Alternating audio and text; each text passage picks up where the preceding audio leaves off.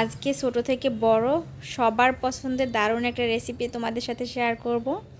আর সেই জন্য এখানে নিয়ে নিয়েছি আগে আমি 2টি আলু। আর আলু দেখেই বুঝতে পারছো নিশ্চয়ই কিছু স্পেশাল হবে। হ্যাঁ, আজকে হচ্ছে ফ্রেঞ্চ ফ্রাই বানাবো, যেটা বাচ্চা থেকে বড় সবাই পছন্দ করে। আর আমার সব থেকে বেশি পছন্দের এই খাবারটি আমি এতদিনে শেয়ার করতে পারিনি, মানে অলসতার কারণে শেয়ার করিনি, তবে আমি হাজারো বার খেয়েছি এই রেসিপিটা। ফার্স্টে আমি সমান সমান 2টি আলু নিয়েছি, আর আলু দুটির খোসা ছাড়িয়ে তারপরে আমি এই আলুগুলোকে ফিঙ্গারের সাইজের মতো, মানে আঙুলের সাইজ মতো করে কেটে নিচ্ছি চৌকো করে।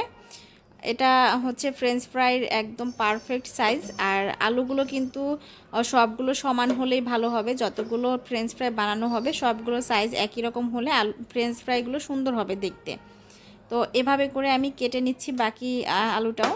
তো আমি 2টা আলু এখানে সুন্দর করে কেটে নিয়েছি, তোমরা নিশ্চয়ই দেখতে পাচ্ছ সাইজটা কত সুন্দর হয়েছে। আচ্ছা, এখন হচ্ছে এটাকে আমি কাটার পরে বরফ জল অথবা ঠান্ডা জলের মধ্যে কিছুক্ষণ ভিজিয়ে ধুয়ে নেব ভালো করে। এতে করে কষটা যে আছে আলুর সেটা ভালো করে চলে যাবে। তো আমি ভালো করে এটা ধুয়ে নিয়েছি।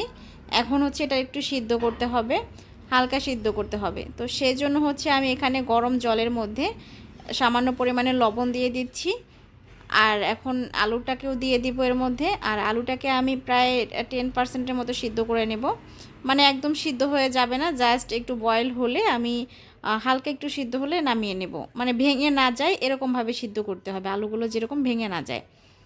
তো এটাকে সিদ্ধ করতে দিয়েছি আমি, এই যে বয়েল হয়ে গিয়েছে, আমি এটাকে এখন তুলে নেব।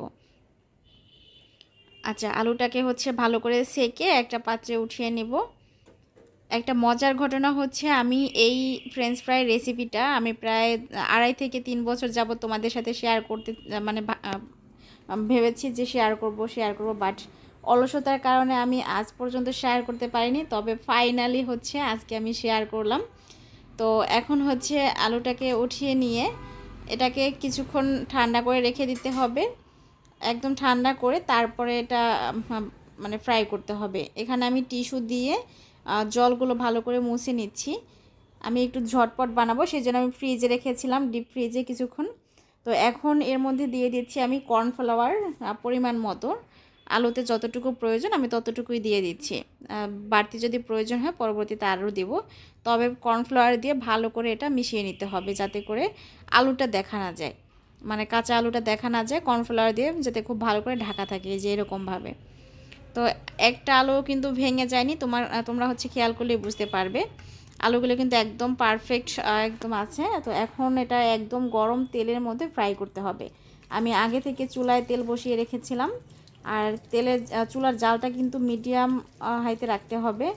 আর এরপরে হচ্ছে এটাকে ফ্রাই করতে হবে, ওই একই আছে কিন্তু ফ্রাই করতে হবে, জাল বাড়ানো কমানো এভাবে কিন্তু করা যাবে না। আমরা সবাই জানি চিকেন ফ্রাই বা ডিপ ফ্রাই যেগুলো আমরা করে থাকি সেগুলোতে কিন্তু চুলার জালটা একই রকম রাখতে হবে। সে যদি আর সবসময় কিন্তু মিডিয়াম লোতেই রাখতে হবে অথবা মিডিয়াম হাইতে, এইভাবেই কিন্তু রাখতে হয়। তো এখন হচ্ছে তেলের মধ্যে ভালো করে ফ্রাই করে নেব। আরেকটা বিষয় হচ্ছে, ফ্রেঞ্চ ফ্রাইয়ের জন্য আমি একটা স্পেশাল মশলা তৈরি করব, যেটা আমি সব সময় ব্যবহার করে থাকি। রেস্টুরেন্টে কিন্তু এই মশলাটা কখনো পাওয়া যাবে না। আমি হচ্ছে আজকে স্পাইসি ফ্রেঞ্চ ফ্রাই বানাচ্ছি, মানে সবসময় আমি যেটা খেয়ে থাকি বাসায়। তো সেজন্য এখানে শুকনো মরিচ, ধনিয়া, জিরা এগুলো ভালো করে টেলে তারপরে গুঁড়ো করে নিয়েছি, আর দিয়ে দিলাম স্বাদ মতন বিট লবণ। তো সবগুলো দিয়ে আমি খুব সুন্দর একটা মশলা বানিয়ে নিয়েছি। এই মশলাটা দিয়ে যখন ফ্রেঞ্চ ফ্রাইগুলো মাখাবো, একদম খেতে এত টেস্টি হয়, যারা এখনও খাওনি তারা ট্রাই করলেই বুঝতে পারবে। রেস্টুরেন্টে কিন্তু কখনো এরকম স্পাইসি ফ্রেঞ্চ ফ্রাই পাবে না, এটা আমি গ্যারান্টি দিয়ে বলতে পারি। আমি কয়েকটা জায়গায় রেস্টুরেন্টে খেয়েছি, জাস্ট এরকম আলু ফ্রাই করে তারপরে দিয়ে দেয়। তো আমার ফ্রেঞ্চ ফ্রাইগুলো ফ্রাই করা হয়ে গিয়েছে।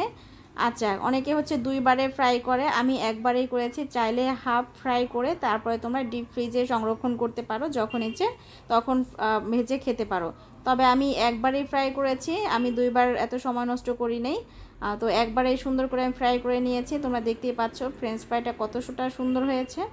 এখন ফ্রেঞ্চ ফ্রাইয়ের সাথে সেই মশলাটা মাখিয়ে নেব, যে মশলাটা আমি তৈরি করে রেখেছিলাম সেই মশলাটা দিয়ে মাখাবো, জাস্ট ওয়াও হবে।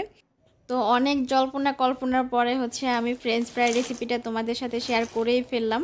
এই ধরনের আরও অনেক রেসিপি আছে যেগুলো আমার খুবই পছন্দের, তবে এখনও আমি তোমাদের সাথে শেয়ার করতে পারিনি জাস্ট অলসতার কারণে। তবে আশা করছি খুব শীঘ্রই আমি বাকি রেসিপিগুলোও শেয়ার করব তোমাদের সাথে যেগুলো আমার পছন্দের।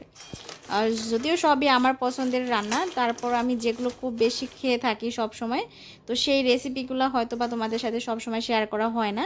তো আজকে একটা শেয়ার করে দিলাম। এই রেসিপিটা প্রায় আমি আগেই বলেছি 3 বছর যাবত আমি ট্রাই করেছি, মানে ট্রাই করেছি বলতে ভেবেছি শেয়ার করব, বাট হয়ে ওঠেনি।